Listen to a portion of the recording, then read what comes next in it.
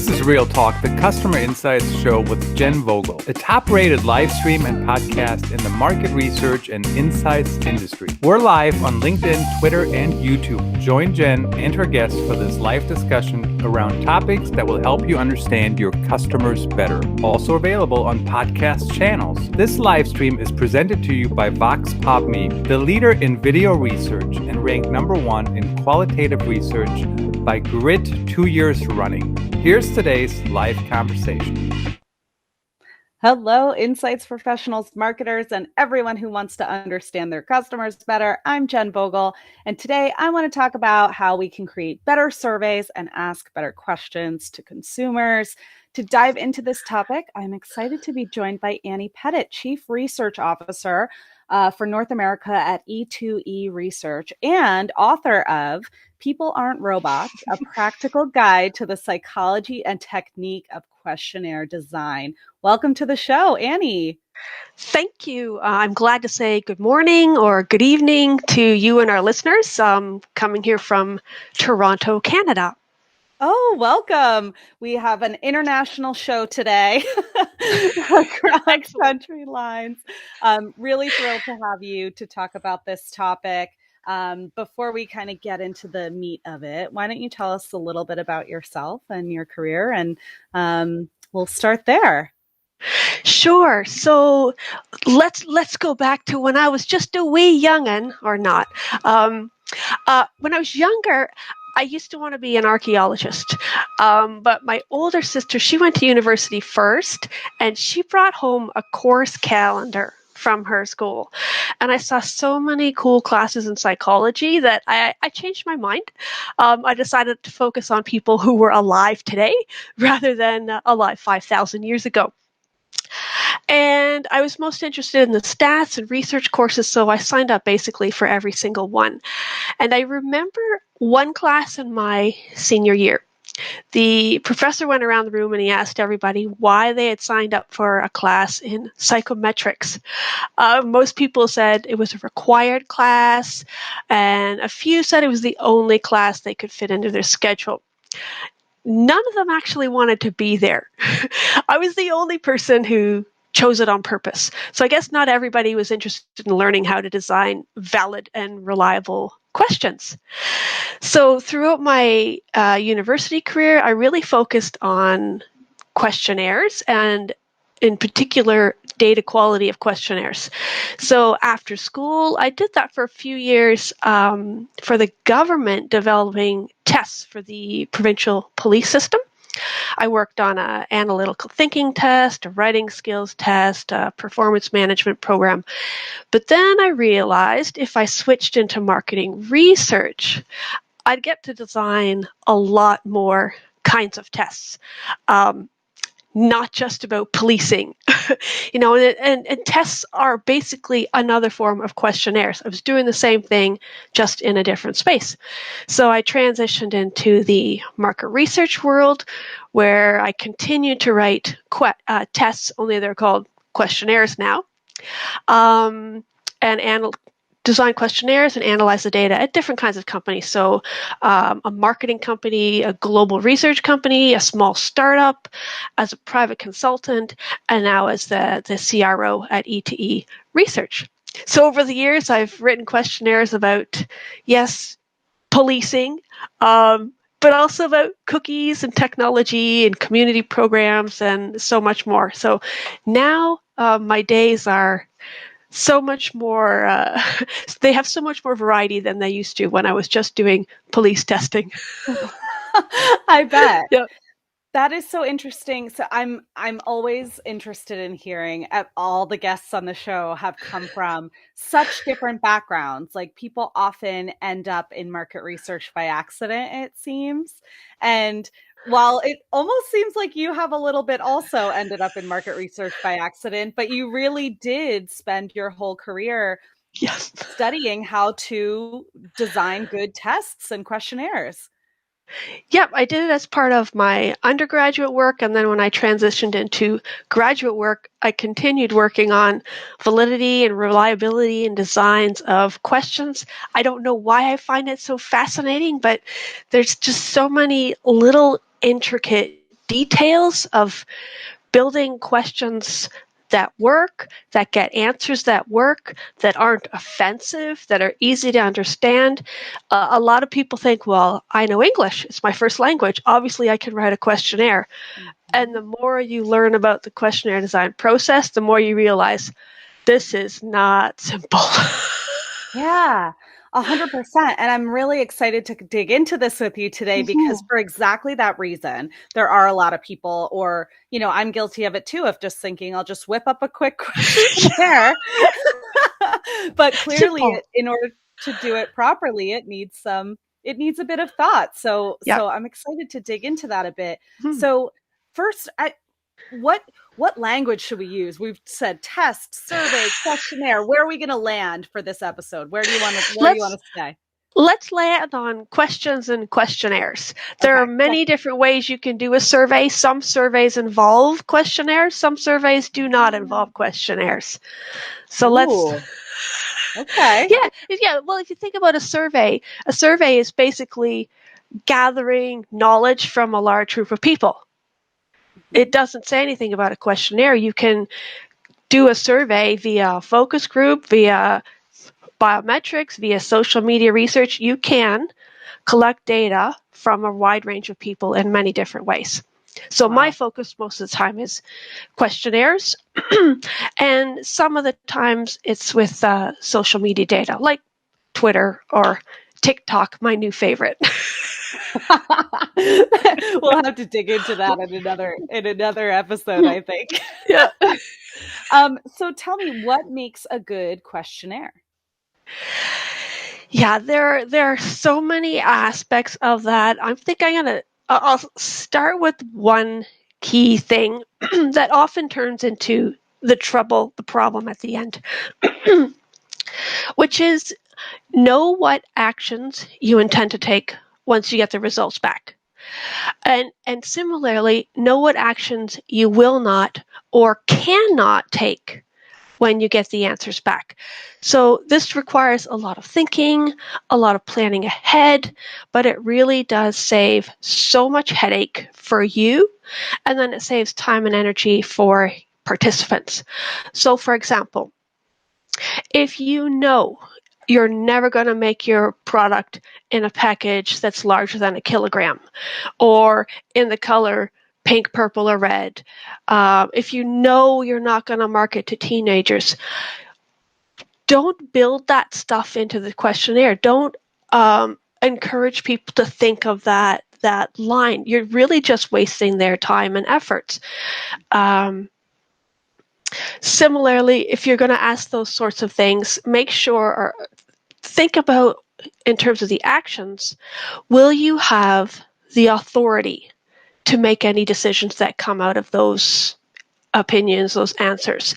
So whether you're asking about what people, product, pricing, promotion, whatever that may be, if you don't have the authority to act on a different package size, a certain price range, a certain channel, then don't direct people in that set of questions. You're just going to create extra time for the people answering the questions, and you're going to get to questions that you can't even do anything about. So basically, data in the file drawer, which wastes everybody's time. Yeah, that makes a lot of sense. And I think, the time it takes to complete a survey or questionnaire for respondents has been a topic for many years in the industry, right? I mean, gone are the days of the hour-long surveys. But I don't know that for sure. I'm sure there are people out there still running those. I'm sorry if you are, but you need to stop. But that's a great tip to really narrow in on stuff you can actually make decisions on in order to make sure you're using respondents' time appropriately. Mm-hmm. Mm-hmm. It's kind and fair, and really, as researchers, this is I repeatedly say it needs to be participants first, researchers second. And that rarely ever happens. It's all what I need, what my client needs, us first, and then, oh, by the way, there's a participant to think about it. That's just not going to work. That's how completion rates and response rates decline, that's how data quality declines. And that's basically why we're in the position we are in today. Yeah, I agree with that. I think some of that comes from the fact that we refer to people as sample. We forget that they're Yep. real. They're real Yeah. people on the other side having an Yeah. experience with our questionnaires, right? Yeah. And the other side of it's not just that we call them sample. I'm sure you've heard this. I regularly hear this, and it makes me cringe every single time. We talk about all the liars and cheaters, and it hurts my soul. I'm sure we'll get into this in further questions, but the vast majority of people taking part in our surveys are not. They're definitely not lab rats. They're not sample. They're not liars, and they're not cheaters. So we got to flip that frame of mind. Just get rid of that completely. Yeah, I love that. And, have a little empathy for the people that are helping us to build our businesses. Yeah. So when it comes to writing questions, where do we start in terms of, writing good questions for our surveys or Right. questionnaires? Let me stick with that language. Right. So I'll mention a few things.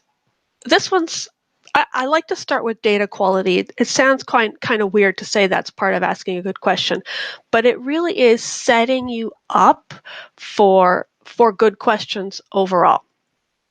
So it helps you make sure you've got the right participant, which means you're talking to the right people about the right issues, about the right topics, and in the end, you're going to get the right kind of data that you had hoped to get for your client. So things like including one of the most common things, including red herrings in a questionnaire. We talk about it all the time. I think it's rarely ever done. So this, including red herrings, is one way to, I like to identify liars and cheaters who are different from people who are having a bad day today, right now. Those are totally different people. So when I talk about data quality, I'm talking about being able to put aside the bad respondents and postpone people who are not having a good day today. So when we include red herrings, we're looking for people who aren't able, I'll say it like this, are not able to pay attention right now. Maybe tomorrow, maybe next week, but they're not having a good day today. So when we use red herrings, we can find those people and put them on for later, which makes sure that the rest of our questionnaire is far better quality. Other things, I rarely ever see this. I call it low-high incidence, but when I write, say, a category question, which of the following categories do you use? Personal care products,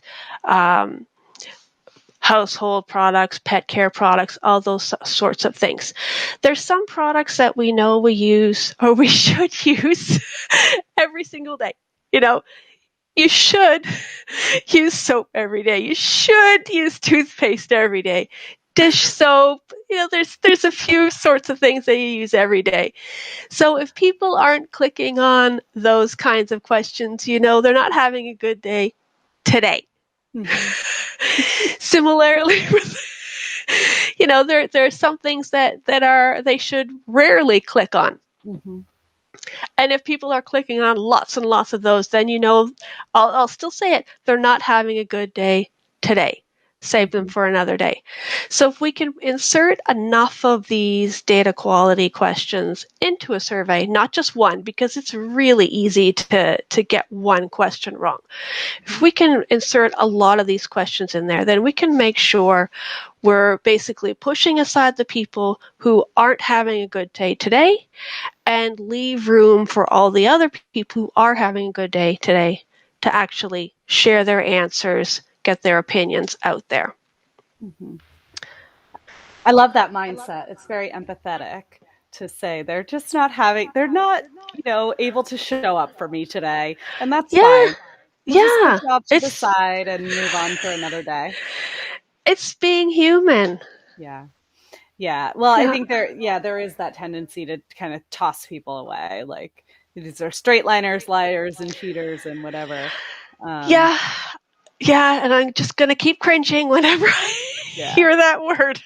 Totally, totally. And so I guess like Yeah. going back to what we were talking about in terms of like the time it takes for someone to complete a questionnaire, like what's that sweet spot of if you've got some of those data quality questions at the start, like Yeah. how many you said, include a few. So like what's the sweet spot before it starts to create a really long activity for someone to participate in?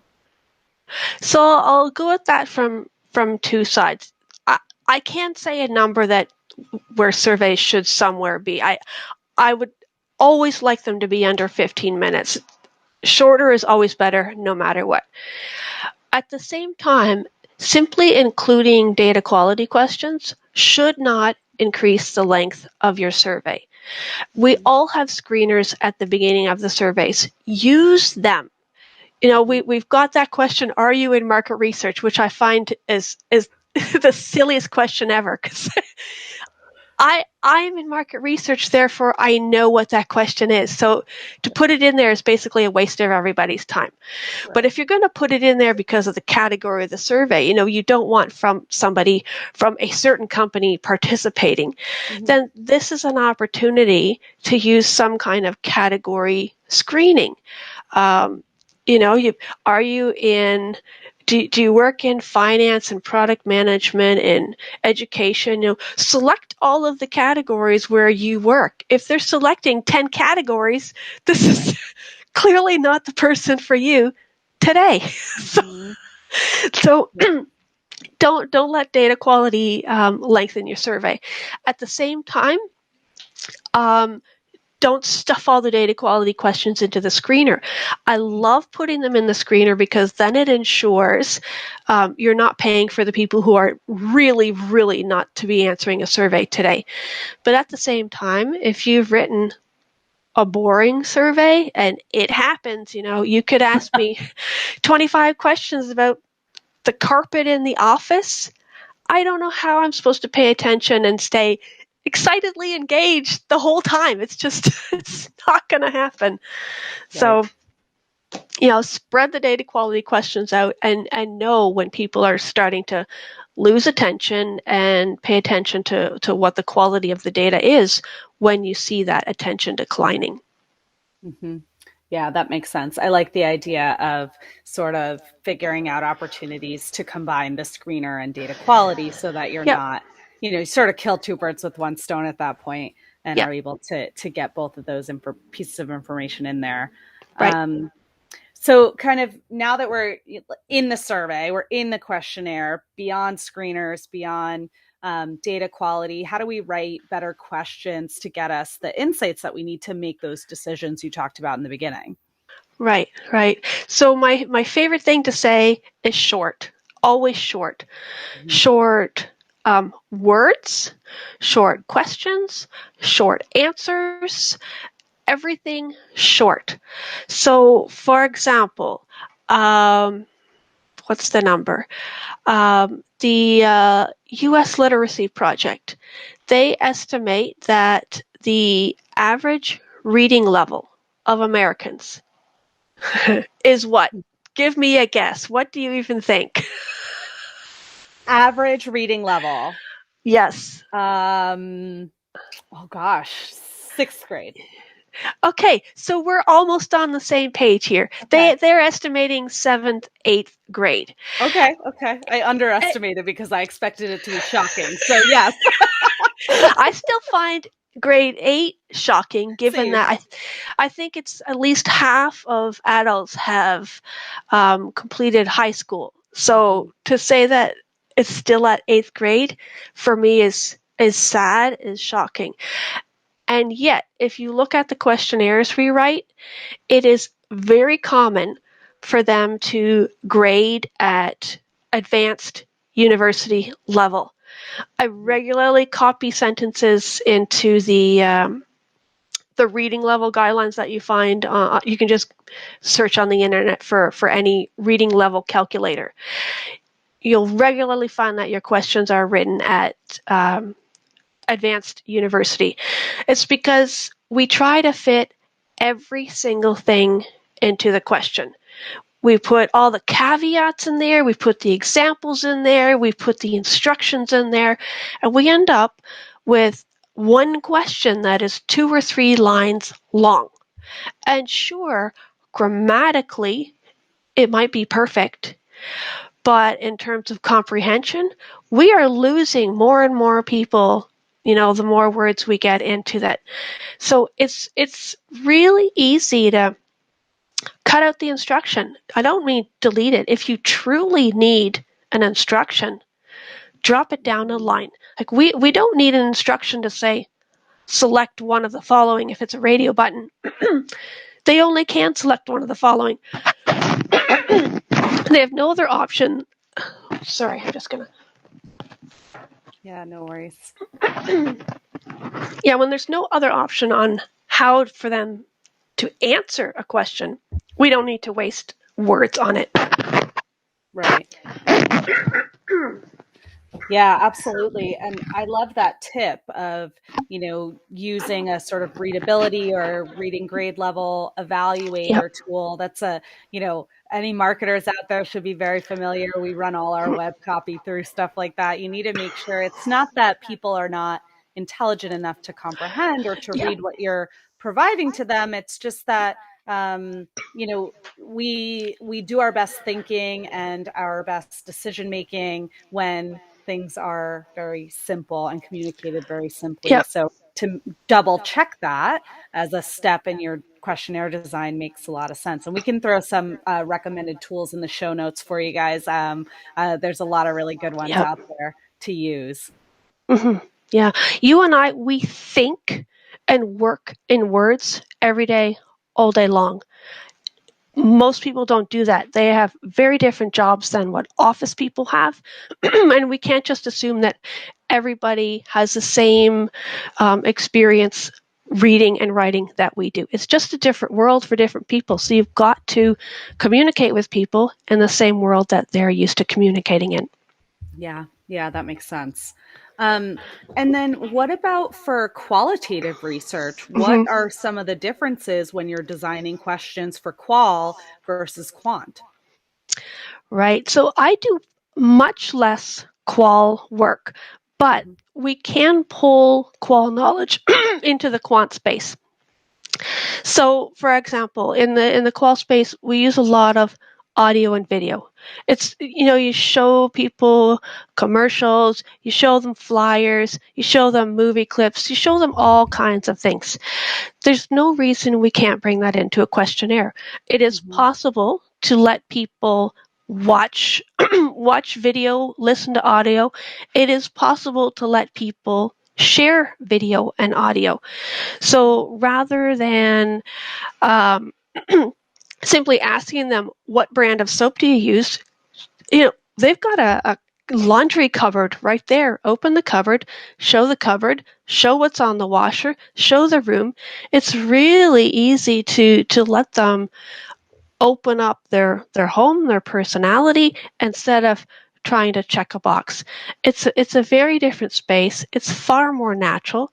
You may have some more difficulties in terms of coding, but do you really want to know what's in somebody's house, like for real?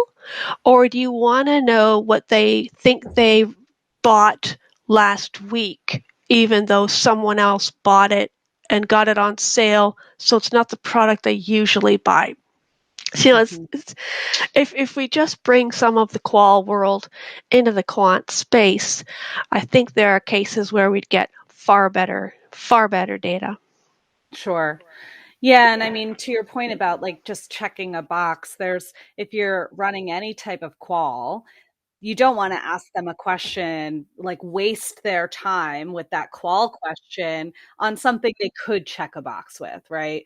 Like a yes or no question via video or via an open-ended text box, like is going to be a waste, where you can just get them to check that box and leverage that open end, that video, that whatever task with something a little bit broader that they can really dig into some deeper insight.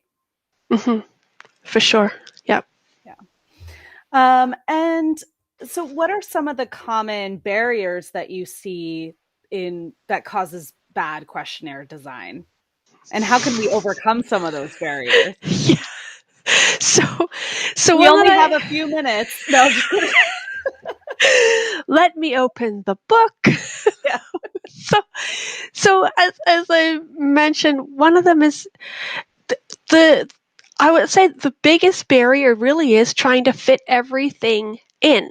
So fit everything into the questionnaire or fit everything into the question. It's simply not the way to go. We need to make ourselves focus on specific goals, specific outcomes, specific questions.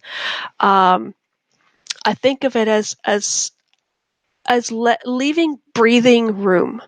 If you want to write that 40-minute survey, leave 20 minutes of breathing. If you want to write the 3-sentence question, leave 2 sentences of breathing space.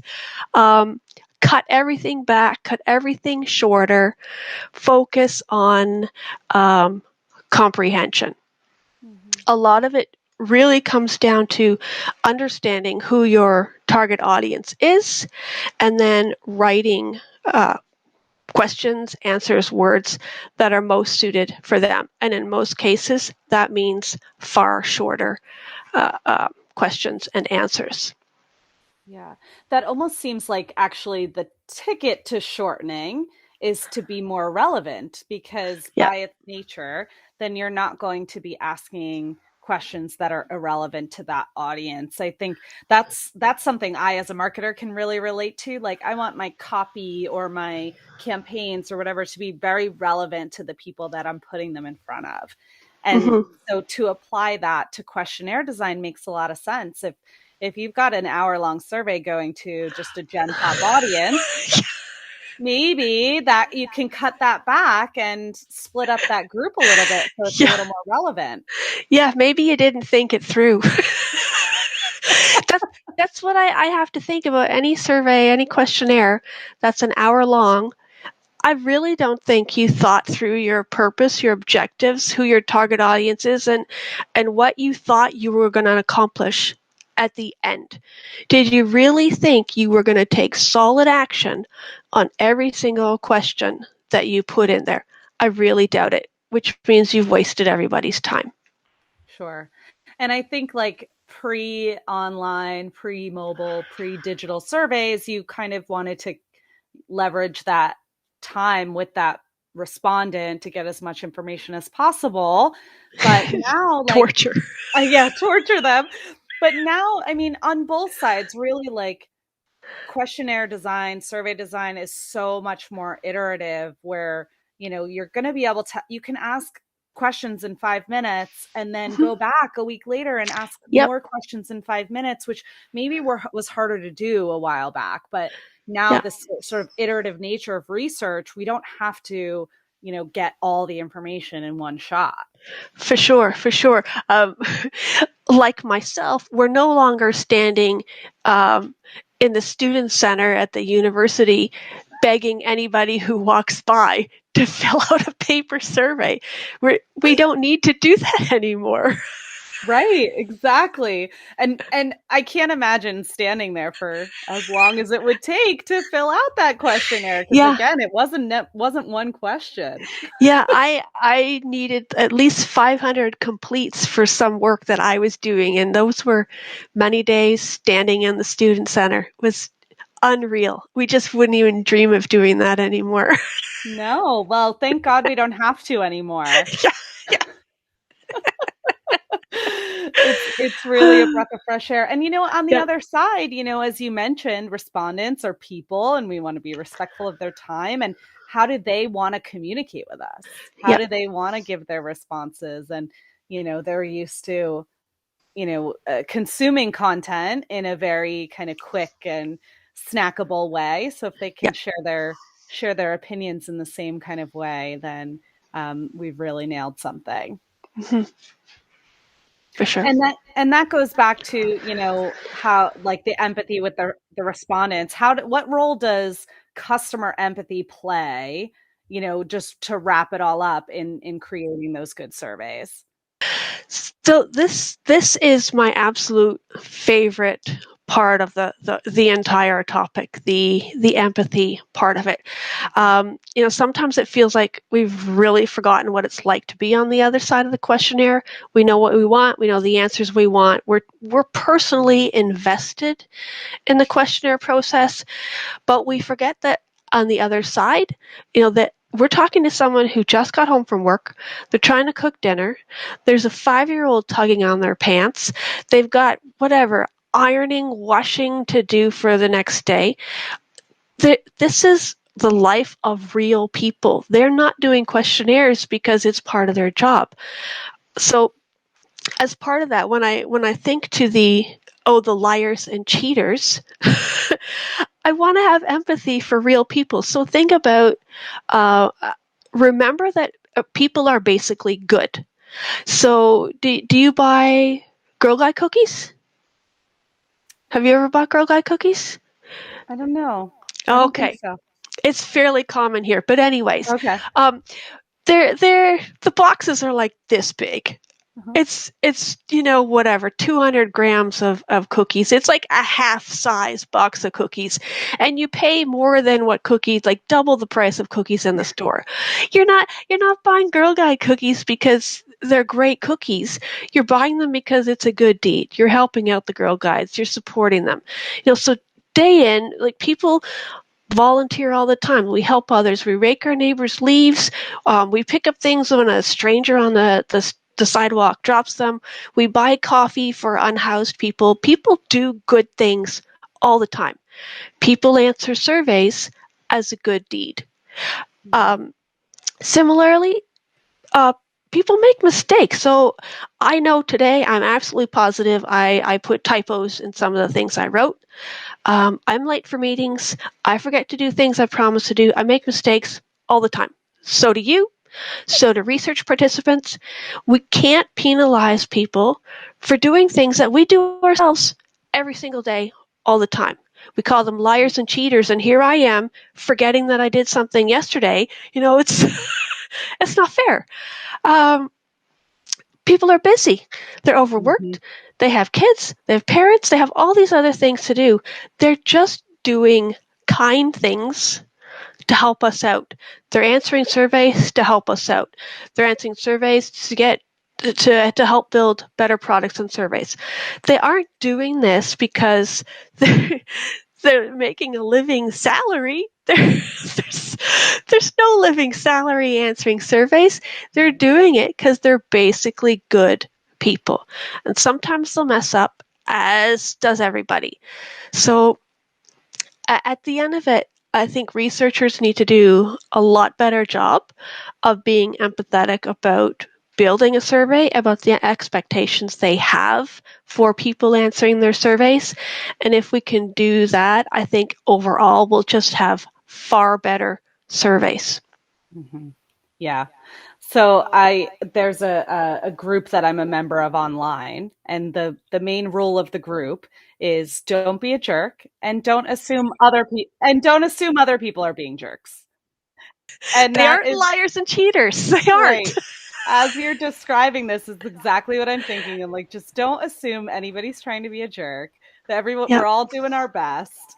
If we can remember that in all areas of our life, then the world will be a better place. And as you were talking about the cookies here in the U.S., Girl Scout cookies, and yes, I have had my fair share of Girl Scout cookies, but yes, it's not about the cookies as much as the girls. Yeah. And Thin Mints are not the best. The best ones are the vanilla cream. There's just no discussion. Oh, well, I might fight you on that for the Samoas, the coconut and caramel. Oh, in Canada, we just have the chocolate cream, vanilla cream, and the mint ones, not this coconut. Well, I will be sending you, but we've got all types, all different flavors. next time they come around, I will get a bunch of boxes. We've got the peanut butter chocolate ones, Oh. the coconut caramel, lots of flavors for you. We'll send them up to you in Toronto. Perhaps we're missing out. I think so. Well, we'll get you all the different flavors. Annie, thank you so much for coming on the show today. This has been such a great conversation, and I really appreciate you taking the time to chat with me about it today. Oh, you're very welcome. Thank you for having me. Absolutely. Thanks everyone for listening in. We'll be back with another episode next week, and we'll see you then.